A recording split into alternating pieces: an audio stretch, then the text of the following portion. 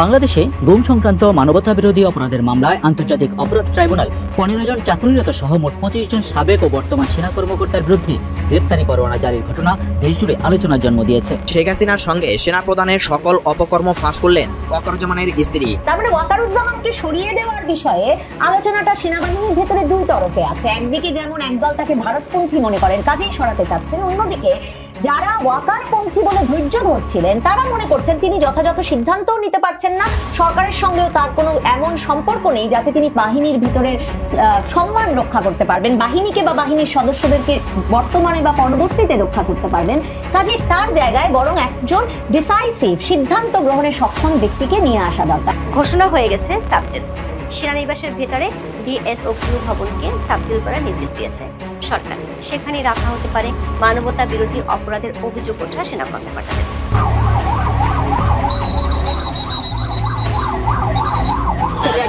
দাঁড়িয়ে রয়েছে আবু সাইদের মতো দাঁড়িয়ে রয়েছে, লাল পতাকা হাতে নিয়ে দাঁড়িয়ে রয়েছে জলকামান গাড়ির সামনে। আপনাদের সেই চিত্র দেখানোর চেষ্টা করছে একেবারে আবু সাইদের মতো করে।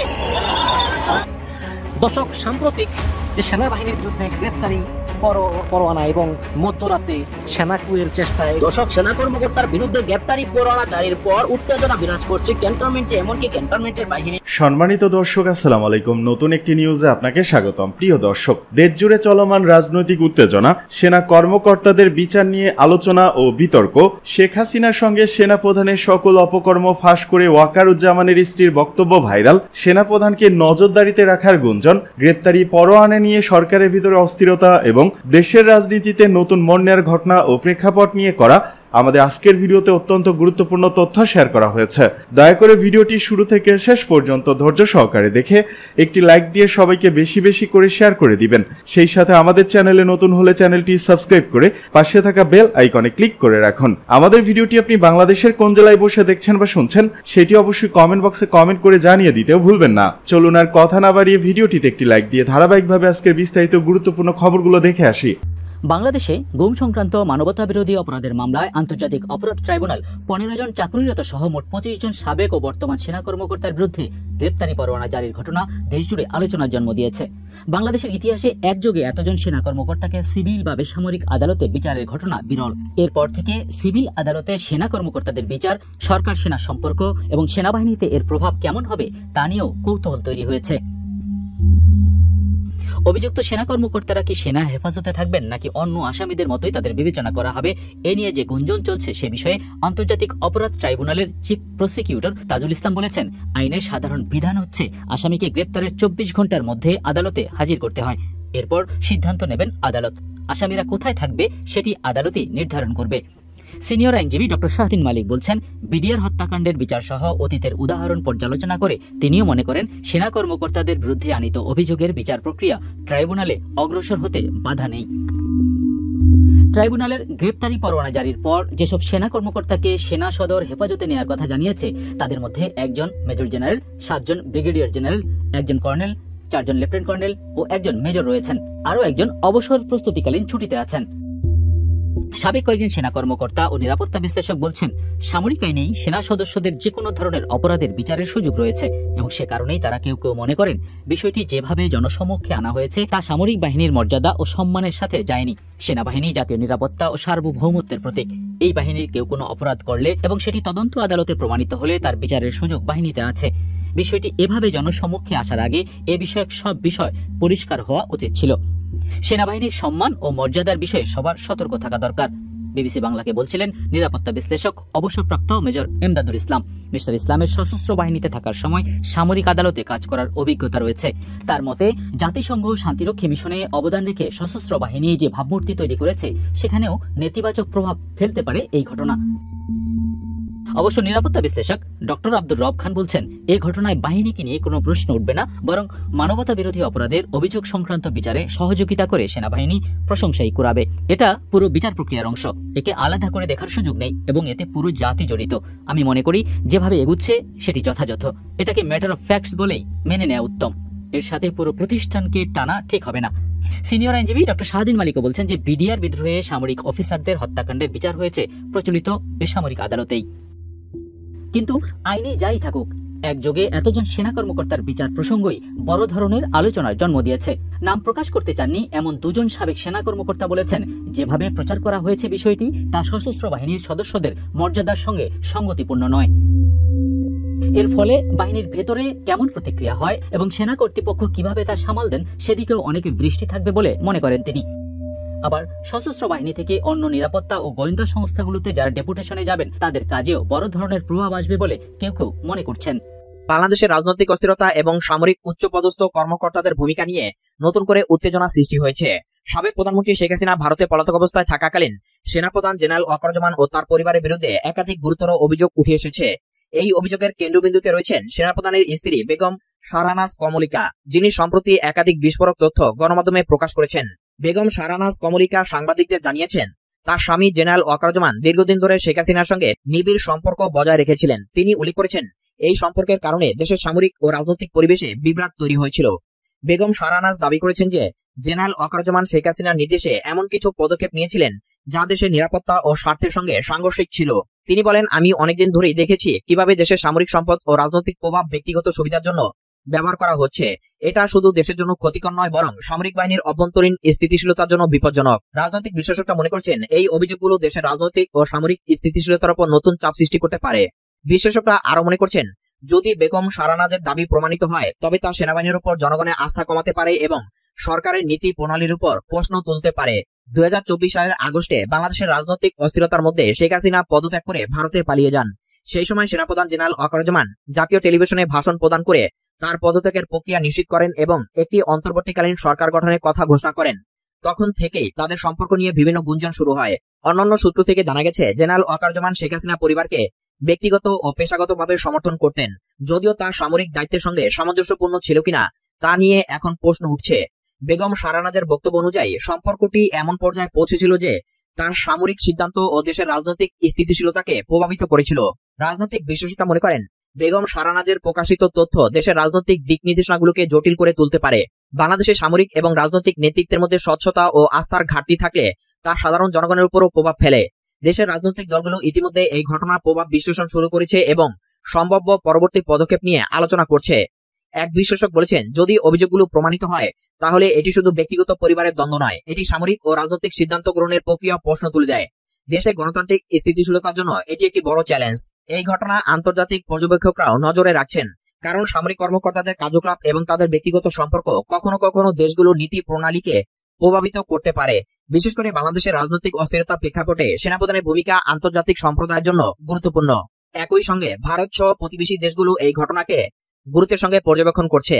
আন্তর্জাতিক বিশ্লেষকরা মনে করছেন, সামরিক ও রাজনৈতিক পরিস্থিতির অস্থিরতা যদি দীর্ঘস্থায়ী হয় তবে তা কূটনৈতিক সম্পর্ক এবং অর্থনৈতিক উন্নয়নের উপর প্রভাব ফেলতে পারে। রাজনৈতিক বিশ্লেষকরা সুপারিশ করছেন, সরকারের উচিত এই অভিযোগগুলির সুষ্ঠু ও নিরপেক্ষ তদন্ত সম্পন্ন করা, পাশাপাশি তদন্তের ফলাফল জনগণের সঙ্গে শেয়ার করা উচিত। তাদের মতে, দেশের রাজনৈতিক ও সামরিক স্থিতিশীলতা বজায় রাখতে এই ধরনের ঘটনা দ্রুত ও স্বচ্ছভাবে সমাধান করা অপরিহার্য। বেগম শাহরানাজের অভিযোগ এবং সেনাপ্রধানের সম্ভাব্য ভূমিকা দেশের রাজনৈতিক ও সামরিক ইতিহাসে একটি গুরুত্বপূর্ণ অধ্যায় হিসেবে যুক্ত হবে। এই পরিস্থিতি দেশের গণতান্ত্রিক প্রক্রিয়ার উপর দীর্ঘমেয়াদী প্রভাব ফেলতে পারে, যার জন্য সঠিক তথ্য ও স্বচ্ছ তদন্ত অপরিহার্য। একজন দাঁড়িয়ে রয়েছে, আবু সাইদের মতো দাঁড়িয়ে রয়েছে, লাল পতাকা হাতে নিয়ে দাঁড়িয়ে রয়েছে জল কামান গাড়ির সামনে।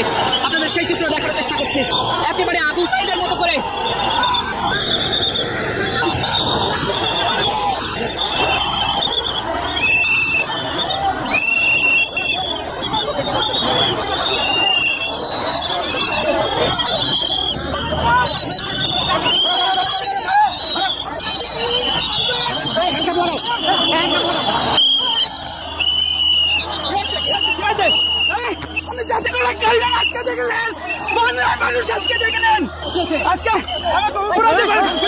আমরা কি সন্ত্রাসী? আমরা কি সন্ত্রাসী?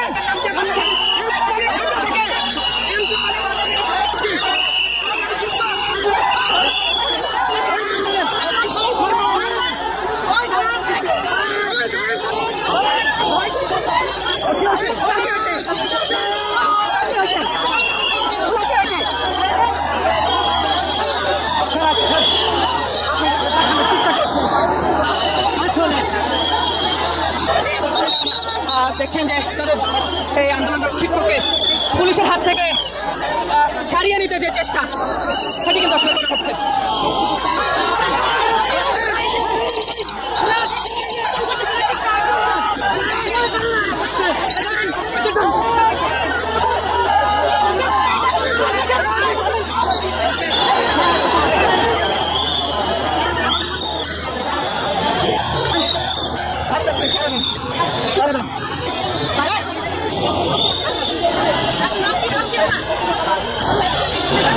আপনার পরিচয়, আপনার পরিচয়,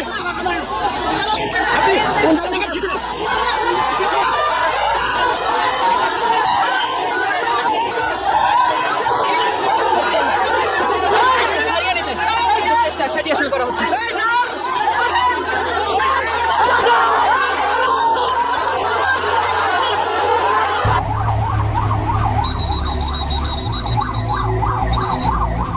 গুম আর খুনের মামলায় সেনাবাহিনীর সহযোগিতার ঘোষণাকে স্বাগত জানিয়েছেন বাংলাদেশ জামায়াত ইসলামের আমির ডাক্তার শফিকুর রহমান।